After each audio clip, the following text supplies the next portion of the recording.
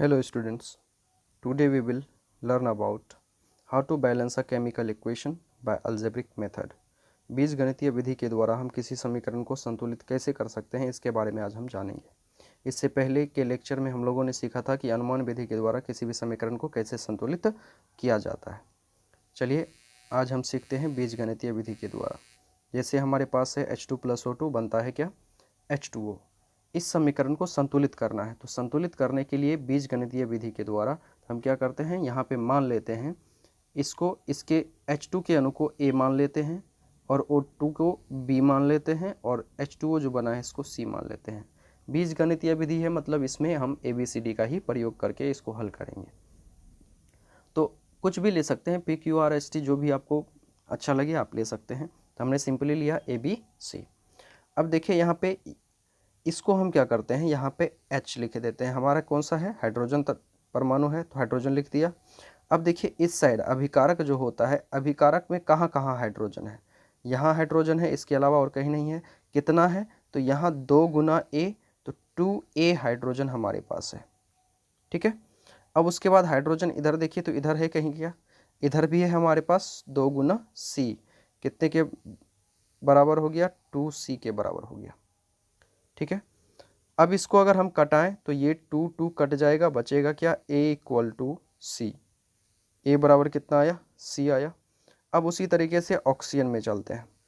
Oxygen को अगर देखा जाए तो कितना ऑक्सीजन है, इधर अभिकारक में 2B है और कहीं कोई ऑक्सीजन नहीं है। और उत्पाद में देखिए तो यहाँ पे एक ही है और वो किसके बराबर हो जाएगा, तो 2B=C के बराबर हो जाएगा। ठीक है। अब इतना करने के बाद अब देखिए यहाँ पे सिंपली हम क्या करते हैं, एक चीज मान लेते हैं, किसी एक को हम यूनिट के बराबर कर देते हैं। जैसे हमारे पास A, B और C है, तो A, B और C में से किसी एक को 1 मान लीजिए। तो हम मान लेते हैं A बराबर कितना है, 1 है। ये हमने माना कि A बराबर कितना, 1 है। अब जहाँ A है वहाँ 1 रख दीजिए। तो इस तरीके से यहाँ हम देखते हैं कि A के जगह पे 1 रखेंगे तो हमारा C भी कितना हो जाएगा, 1 हो जाएगा। तो C= कितना, 1 हो गया। अब यहाँ C के जगह पे हम 1 रखेंगे तो 2B=1, तो B= कितना हो जाएगा, 1/2 हो जाएगा। तो हमारे पास A, B और C तीनों का मान आ चुका है। अब अगर इसको ध्यान से देखा जाए, देखिए जैसे हमारे पास क्या है, H2 है, तो A के जगह पे हम क्या करेंगे, 1 रख देंगे, तो ये हो जाएगा केवल H2 प्लस B बराबर कितना आया है, 1/2, तो हम B के जगह पे 1/2 रख देंगे, तो 1/2O2। और C के जगह पे कितना आया, 1 आया है, तो यहाँ 1 रख देंगे, यानी H2O हो जाएगा। अब देखिए ये समीकरण जो है संतुलित तो हुआ है, लेकिन चूंकि फ्रैक्शन में है, तो कभी भी समीकरण जो हम संतुलित करते हैं वो फ्रैक्शन में नहीं होना चाहिए, भिन्न में नहीं होना चाहिए, पूर्ण अंक में होना चाहिए, यानी पूर्णांक होना चाहिए, इंटीजर में होना चाहिए। तो इसलिए यहाँ पे इसको हटाना पड़ेगा, ये जो फ्रैक्शन है इसको हटाना पड़ेगा। तो आखिर हम क्या करें, जो ये 2 नीचे से हट जाए, तो 2 को हटाने के लिए हम सिंपली यहाँ पे 2 से मल्टीप्लाई कर देंगे, तो 2 हट जाएगा। 2 से मल्टीप्लाई करेंगे पूरे समीकरण में, तो यहाँ पे 2 × H2, तो 2H2 हो जाएगा, प्लस और ये 2 कट जाएगा, तो हमारा कितना हो जाएगा, केवल O2 बचेगा। फिर यहाँ पे 2 गुना H2O करेंगे तो 2H2O हो जाएगा। अब ये जो समीकरण हमारे पास आया है ये कंप्लीट रूप से बैलेंस्ड केमिकल इक्वेशन है, संतुलित रासायनिक समीकरण है, क्योंकि इसमें अभिकारक के परमाणु की संख्या और उत्पाद की परमाणु संख्या बराबर है। यहाँ देखिए 2 दूनी 4 और इधर भी 2 दूनी 4, और यहाँ हमारे पास 2 ऑक्सीजन है और यहाँ भी हमारे पास 2 ऑक्सीजन है। इस तरीके से ये समीकरण पूरी तरीके से बैलेंस्ड हो चुका है। तो इसीलिए ये एक संतुलित रासायनिक समीकरण है। और ये संतुलित रासायनिक समीकरण हमने कैसे तैयार किया, तो हमने बीजगणितीय विधि का प्रयोग करके। और इसमें जो होता है गलत ना होने का चांसेस होता है। अगर आप अनुमान विधि से कर रहे हैं तो छोटा समीकरण है तो आसानी से कर लीजिएगा, लेकिन कोई बड़ा समीकरण आ जाता है तो उसमें थोड़ा बहुत क्या हो जाता है, गड़बड़ हो जाता है। इधर 2 से गुना कीजिएगा तो उधर कम पड़ जाता है, ज़्यादा हो जाता है, तो वहाँ दिक्कत होती है, समय ज़्यादा खपत होता है। इसीलिए बीजगणितीय विधि का अगर हम प्रयोग करते हैं तो समय भी बच जाता है और आसानी से हम एक सही संतुलित रासायनिक समीकरण तैयार कर पाते हैं। चलिए दूसरे एग्जाम्पल को भी हम देखते हैं और सीखने का प्रयास करते हैं। ध्यान से अगर देखेगा तो आराम से सीख जाइएगा। देखिए यहाँ पे भी हम क्या करते हैं, ABCD मान लेते हैं। इसको मान लेते हैं A, इसको B, इसको C, इसको D। हमें पता नहीं है कि कितना आएगा, तो हमने ABCD मान लिया। अब यहाँ पे हम देखते हैं कि अभिकारक में और उत्पाद में कौन कौन कितना कितना मात्रा में है। जैसे हमारे पास पहले आयरन की बात करें तो लोहा जो है इधर कितना है A, और यहाँ इधर अब कहीं लोहा नहीं है अभिकारक में, तो ये हमारा A हो जाएगा। और ये किसके बराबर होगा, तो इधर देखते हैं लोहा यहाँ है, तो ये कितना है 3 लोहा, और हमने C से मल्टीप्लाई किया, 3 गुना C कितना हो जाएगा 3C। यहाँ तक कोई दिक्कत है? अब देखिए अगले टर्म को लेते हैं। जैसे दूसरा तत्व है हमारे पास हाइड्रोजन। जितना तत्व है इस पूरे समीकरण में सबको लेना है। तो हाइड्रोजन को देखिए यहाँ पे 2 गुना B करेंगे तो 2B हो जाएगा। कितना हो गया 2B। उसके बाद और हाइड्रोजन है इधर नहीं है, तो इधर चलते हैं उत्पाद में। उत्पाद में देखिए कहाँ पे हाइड्रोजन है, यहाँ है, तो 2 गुना D करेंगे तो 2D हो जाएगा। अब एक और है तत्व हमारे पास ऑक्सीजन, उसको भी लेते हैं। ऑक्सीजन कितना है इधर, तो 1 गुना B तो B हो जाएगा। और इधर कहीं ऑक्सीजन है तो अभिकारक में नहीं है, इधर है यहाँ, तो यहाँ कितना है 4 गुना C, यानी ये 4C के बराबर हो गया। इसमें कोई दिक्कत? अब देखिए इतना करने के बाद हम सिंपली क्या करते हैं, आप जानते ही हैं हम क्या करेंगे, किसी एक को 1 के बराबर मान लेंगे, यूनिट मान लेंगे। तो यहाँ पे हम लेट कर लेते हैं। जैसे हमने लेट किया, लेट A बराबर 1, A बराबर कितना 1। अब जहाँ पे A है वहाँ पे हम क्या करेंगे 1 को रख देंगे। तो आपको यहाँ पे दिख रहा होगा कि ये जो हमारा है A, यहाँ इस जगह हम 1 रख देते हैं, तो 1 किसके बराबर हो जाएगा 3C के बराबर हो जाएगा। इसीलिए C का मान निकालेंगे तो ये कितना हो जाएगा, ये 3 इधर आएगा तो 1/3 हो जाएगा। तो C का मान कितना आया 1/3। उसी तरीके से C का मान 1/3 है, तो हम जहाँ पे C है वहाँ पे C का मान रखते हैं। और एक चीज़ यहाँ पे आप देख सकते हैं कि ये जो 2 इधर है और 2 इधर है, हाइड्रोजन वाले में 2 क्या हो जाएगा, कट जाएगा, तो ये बचेगा B = D। हमने इतना करके इसको छोड़ लिया है। पहले हम क्या करते हैं C का मान पुट करते हैं, तो इसमें C है तो B = 4 × C का मान हमने कितना निकाला है, तो C का 1/3 निकाला है, तो C का मान यहाँ पे रख देते हैं 1/3। कोई दिक्कत? मल्टीप्लाई करेंगे तो कितना हो जाएगा B = 4/3, तो ये B का मान निकल गया 4/3। अब देखिए यहाँ पे B किसके बराबर है, D के बराबर है, तो D भी हमारा कितना हो जाएगा 4/3 हो जाएगा। अब जिसका जिसका जितना मान आया है उसको वहाँ पे हम रख देते हैं समीकरण में। तो आप जानते हैं A B C D, यही है हमारा A B C और D है। जिसका जिसका जितना मान है उसके आगे हम रख देते हैं। तो हमारे पास है Fe है, तो Fe A का मान कितना लिए हैं, तो A को हमने माना है 1, तो Fe 1 ही रह जाएगा, प्लस इसके बाद क्या है हमारे पास H2O है, तो H2O को B माना है, तो B कितना आया है, B आया है 4/3, तो हो जाएगा 4/3 H2O। उसके बाद हमारे पास क्या है C है, C कितना आया है, तो C आया है हमारे पास 1/3, तो 1/3 × Fe3O4 प्लस उसके बाद D है, तो D आया है 4/3 H2। यही पूरा समीकरण है। हमने जहाँ जहाँ जो था उसका मान केवल पुट कर दिया है।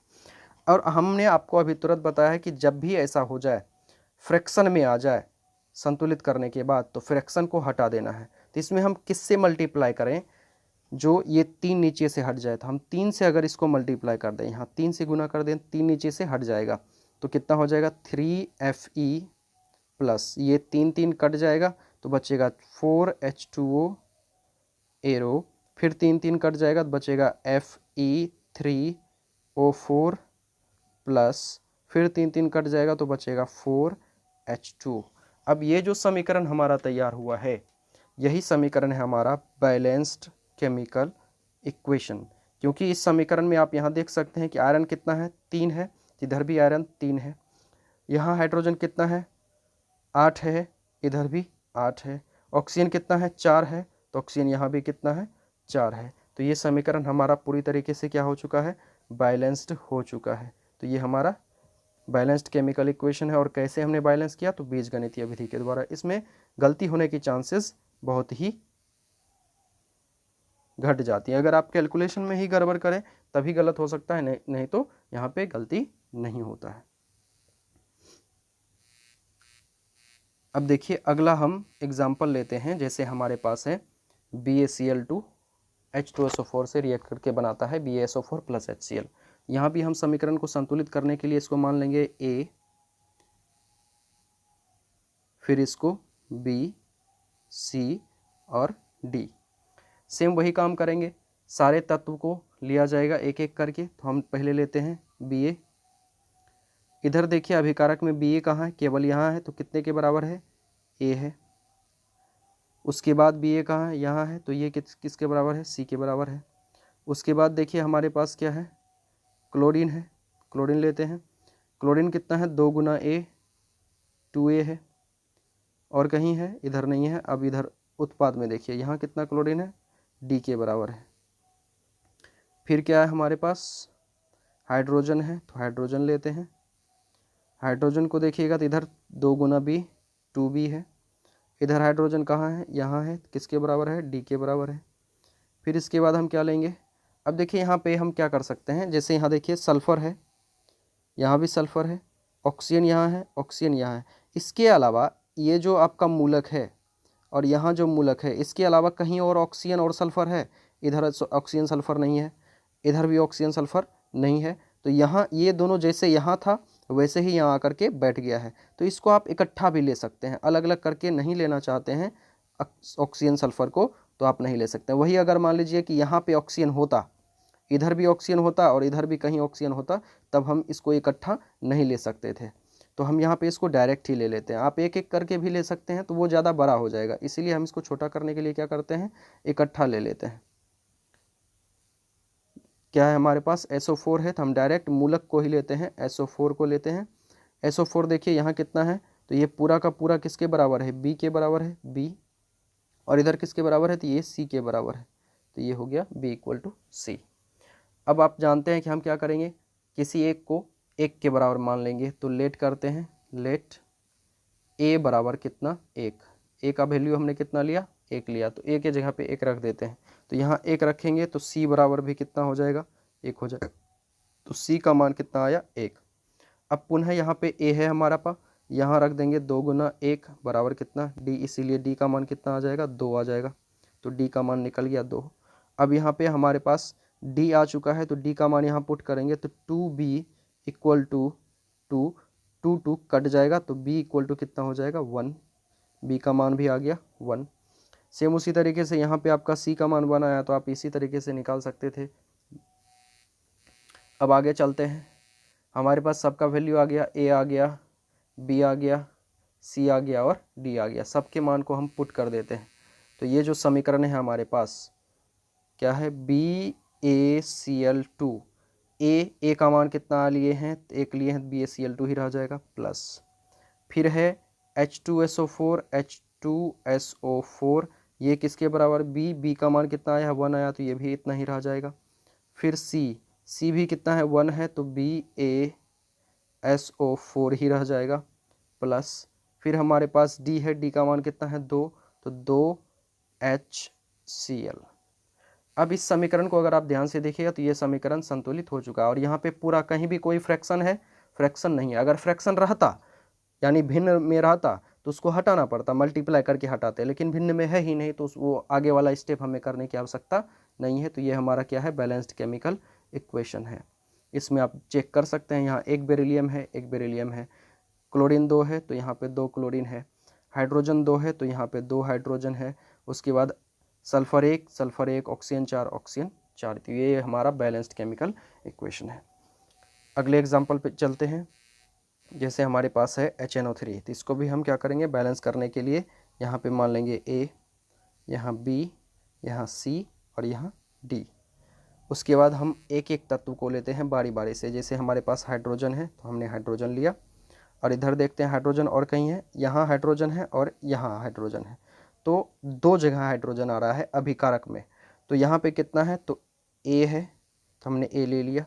यहाँ देखिए कितना है, तो यहाँ 2 गुना बी कितना हो जाएगा +2b। अभिकारक में जितना है उसको एक साथ प्लस में लेंगे। अभिकारक का काम खत्म हो गया। अब चलते हैं उत्पाद में। उत्पाद में देखिए हाइड्रोजन कहाँ है, यहाँ है, तो ये किसके बराबर है 2d के बराबर है, तो बराबर 2d। उसके बाद दूसरे तत्व पे चलते हैं। अगला तत्व हमारा कौन है, जैसे हम लेते हैं नाइट्रोजन को। अच्छा एक चीज़ और यहाँ देखिए, यहाँ पे NO3 है और यहाँ भी NO3 है, लेकिन NO3 में ऑक्सीजन इसमें है, तो ऑक्सीजन एक और जगह है, कहाँ है, यहाँ भी है ऑक्सीजन और यहाँ भी है ऑक्सीजन। इसलिए इसको हम डायरेक्ट, जैसे यहाँ ऊपर वाले समीकरण में हमने किसको लिया था, SO4 को डायरेक्ट ले लिया था मूलक के रूप में, हमने ले लिया। सल्फर और ऑक्सीजन को अलग अलग नहीं लिया था, क्योंकि यहाँ पे इधर कहीं और सल्फर ऑक्सीजन नहीं था, केवल एक ही जगह यहाँ है और यहाँ था, इसलिए हमने इकट्ठा ले लिया था।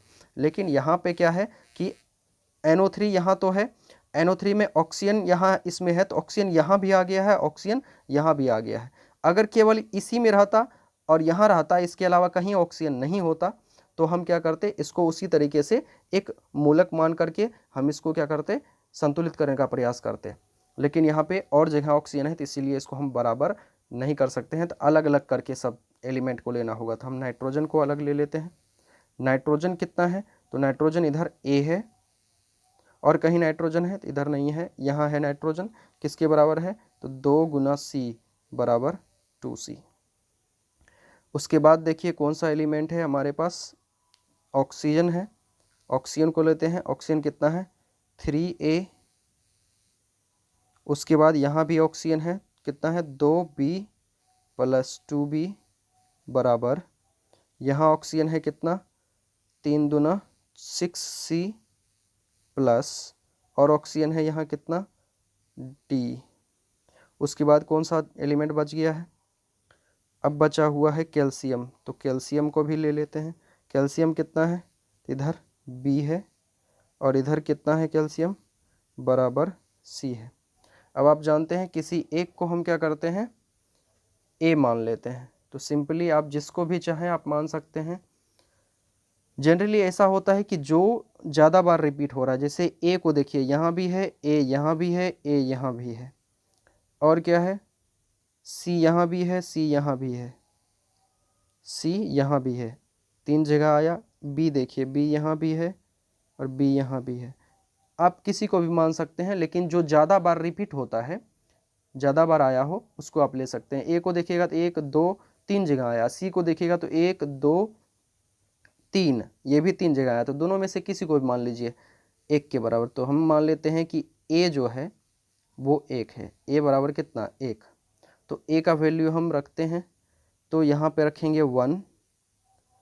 जनरली हम अगर यहाँ देखें तो यहाँ तुरंत रिजल्ट आ जाएगा, जैसे A बराबर 1 है तो 1 = 2C, इसीलिए C बराबर आ जाएगा 1/2। C का मान कितना आया 1/2। अब C का मान हम रख देंगे यहाँ 1, उसके बाद C का रिलेशन किससे है, B से है, तो यहाँ पे B भी कितना हो जाएगा, B = 1/2, C के जितना ही हो जाएगा,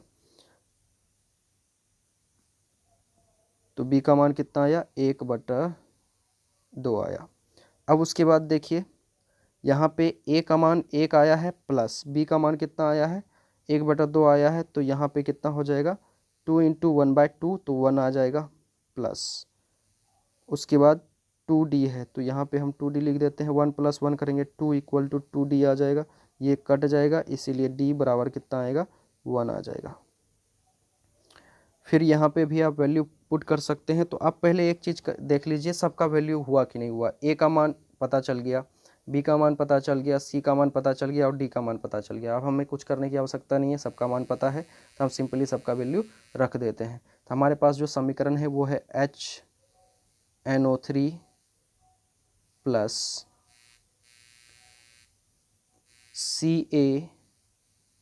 CaOH2। अब यहाँ पे देखिए A का मान कितना है 1 है, तो HNO3 ही रह जाएगा।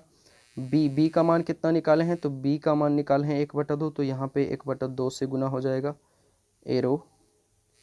फिर क्या है C का मान कितना निकाले हैं, C भी 1/2 है, तो 1/2 इंटू कितना हो जाएगा CaNO3, CaNO3 होल 2, डी का मान कितना है 1 है, तो हमारा H2O 1 ही रह जाएगा।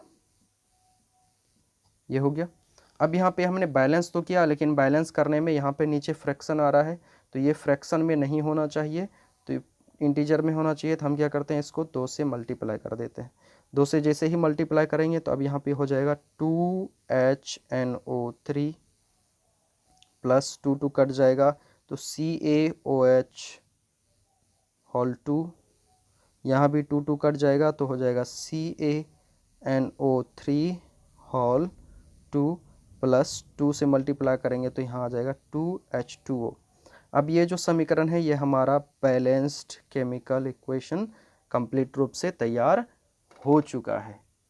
अब इस समीकरण में सारे तत्वों के परमाणुओं की संख्या जो है, अभिकारक के परमाणु की संख्या और उत्पाद के परमाणु की संख्या आपको बराबर मिलेगी। आप चेक भी कर सकते हैं, चेक कीजिएगा तो दोनों तरफ के अभिकारक और उत्पाद के परमाणु की संख्या क्या होगी, बराबर होगी। तो ये हमारा बैलेंस्ड केमिकल इक्वेशन है। अगले एग्जाम्पल पे चलते हैं। जैसे हमारे पास है CA3PO4 होल 2। अब इसको भी हम उसी तरीके से बैलेंस्ड करेंगे। क्या मान लेंगे, तो इसको A, इसको B, इसको C, D, E और इसको F मान लेते हैं। ये F है हमारा। तो पहले कैल्शियम को लेते हैं,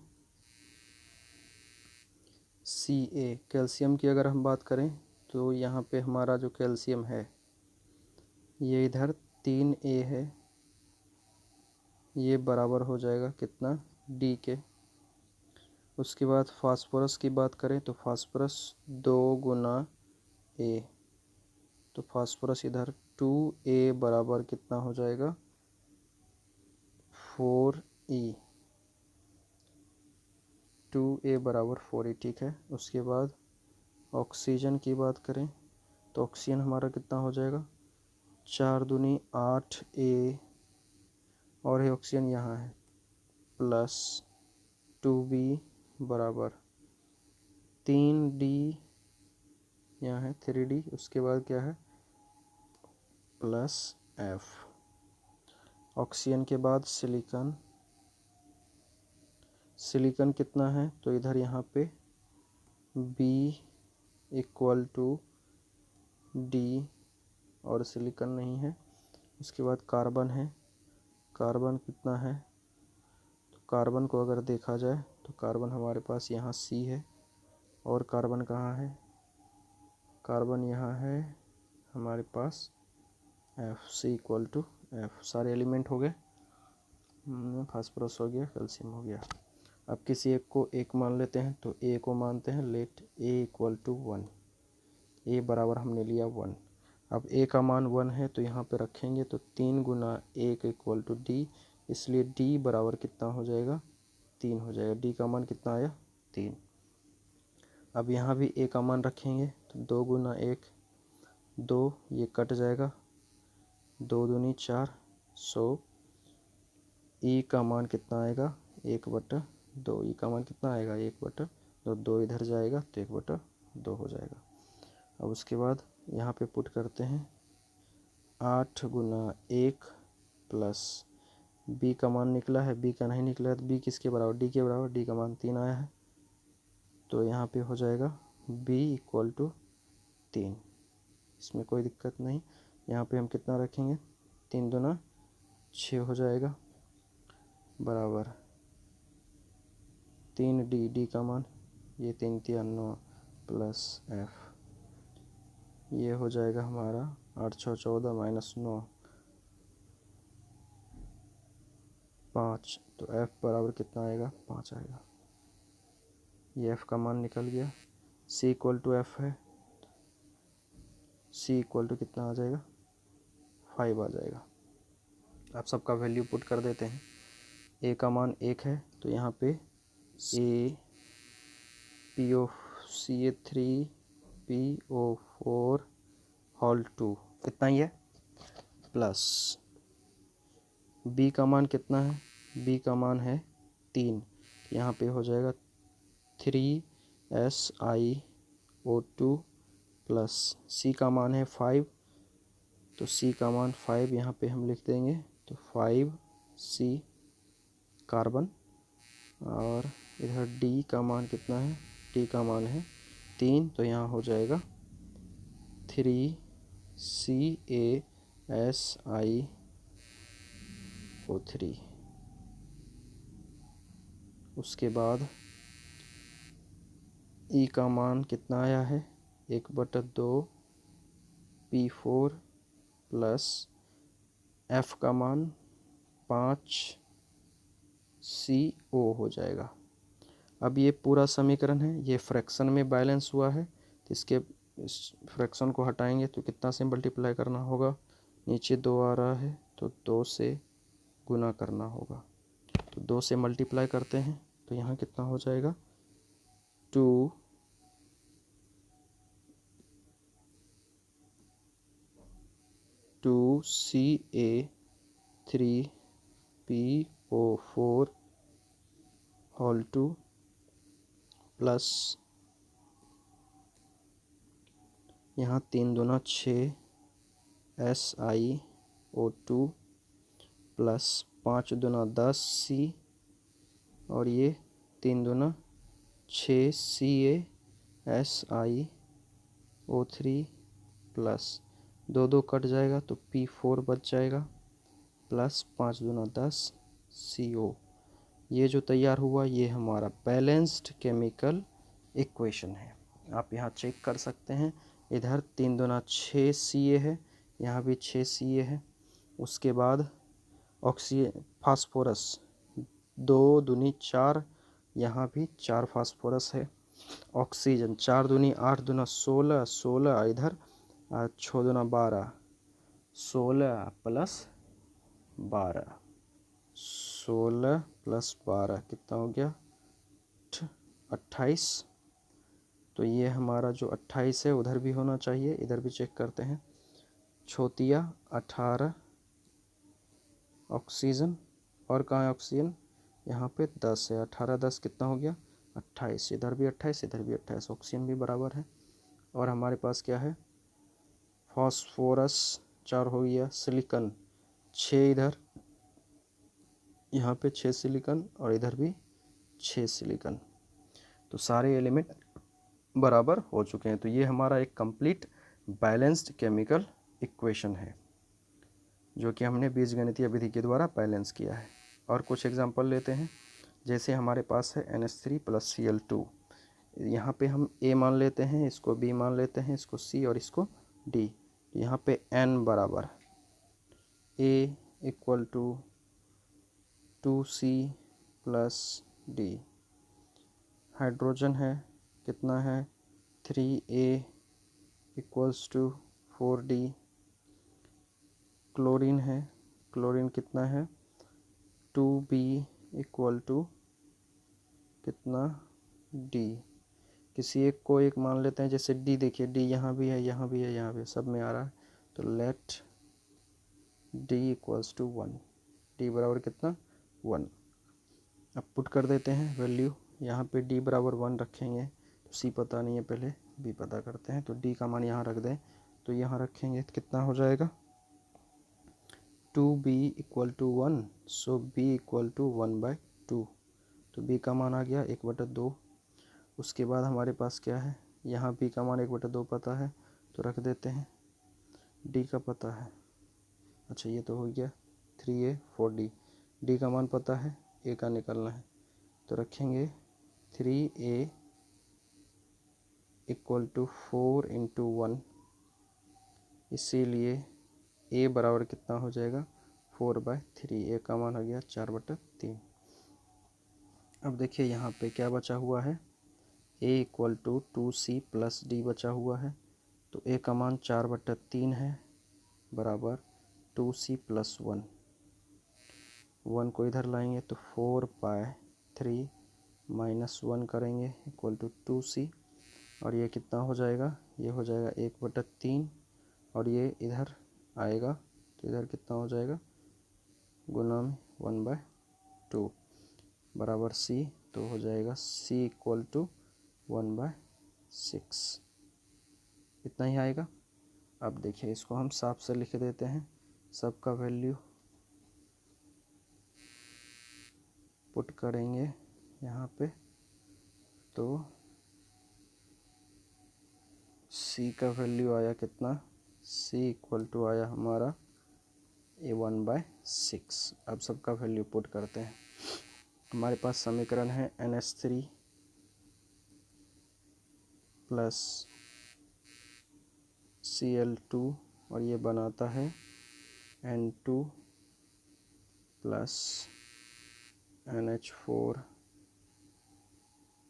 NH4Cl।